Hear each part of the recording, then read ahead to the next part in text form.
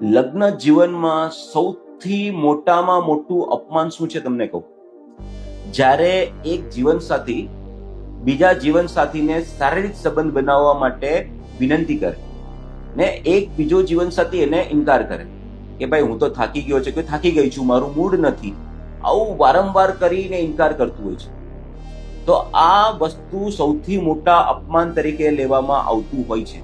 આપણા દેશમાં, આપણા ભારત દેશમાં શારીરિક સંબંધોને શરમની બાબત સમજવામાં આવે છે, પણ એ સમજવું જરૂરી છે કે લગ્નનો જે પાયો છે ને એ શારીરિક સંબંધો હોય છે.